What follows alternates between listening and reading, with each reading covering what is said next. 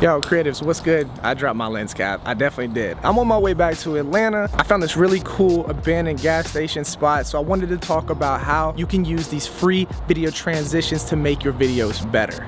That's one right there. It's just a whip transition. This is the whip transition. All you do is whip your camera in one direction and you start or bring your next clip in the same direction, and you hide those two clips, or you hide the cut between those two clips in the motion blur. And in order to make that type of transition work, you have to have the motion blur. So make sure that you're using the 180-degree rule. And if you didn't just notice that transition that I did where I put my hand over the lens and covered it, and then I pulled it from another dark surface, it's just simply covering the lens. You put your hand over it and you cover the lens, and then you bring it from somewhere that's dark up against this wall. So just like this, we have the lens covered and we reveal a new location. So you cover it from one location and reveal the new location. It makes for a cool, clever transition for anybody's eyes. Just like that, you cover and then you pull back from a cool location. This freaking gas station is cool. It's abandoned. I love these transitions too. Just like that, another one, that's a whip transition. Another one, I just turned the camera up, and then in another clip, I brought the camera up into it just like that. These are pretty much old transitions. These are like the oldest trick in the book, but they're so overlooked.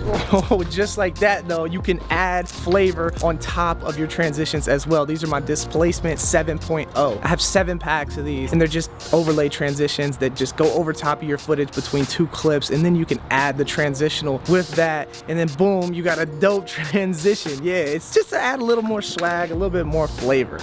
Whoa, you don't have to do this, but there is a link down below where you can check out these video transitions if you're interested in them. But this video is not about that. It's about the free transitions that you can use in your camera that you may have forgot about, or maybe you never even thought about this. And I did a video about this a long time ago. I felt like I needed to reconnect and retouch on this topic. All right, I had to change my settings real quick. I wanted it to be more blurry, but when you're doing those transitions, you gotta have the motion blur. So I had to have my shutter speed at 50 while I'm filming in 24 frames per second. Now, I boosted my shutter up. As you can see, it's a little bit more jittery, but that's just because I wanted my 2.8 aperture and I wanted the background to feel more blurry. When you're doing those whip transitions, you need that motion blur to hide the cuts to make that transition into the next clip smoothly. But then you can crank your shutter back up and get that smooth 2.8 aperture with the blurry background. And then you can try something else like shaking the camera just like that. Something cool where you just grab it and you shake it.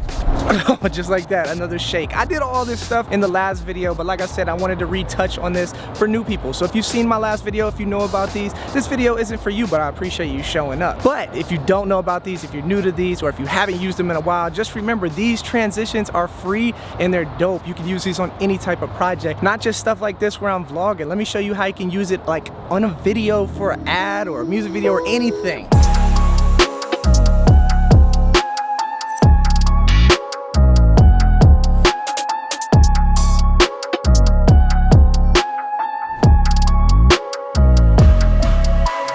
And just like that, everything from the past is always recycled and brought back just like that. Those simple transitions that are for free that can easily make any project look better. My favorite is the whip transitions. It's getting hot out here. Whew. Motion blur hides any cut in between 2 clips. One clip going into another will have an abrupt cut. But if you have motion blur, or you have some type of cool overlay transition, something that can lay over top of the 2 clips that are abruptly changing, it can seamlessly be hidden with motion blur or any type of overlay transition, something that sits over top of it and it's kind of flashy and kind of hides and covers those 2 clips that are cutting together abruptly. That makes a smooth transition, and that's why motion blur whip pans are my favorite, but even the cover-ups and all that other stuff. If you want to see more, watch the video. I've linked it down below, or I'll put it on the info card up above. Anyway, thanks for watching. I hope that this helped you in some type of way. If it did, great. It's a great day. Let's get it. I'll see you guys in the next video. Woo, peace.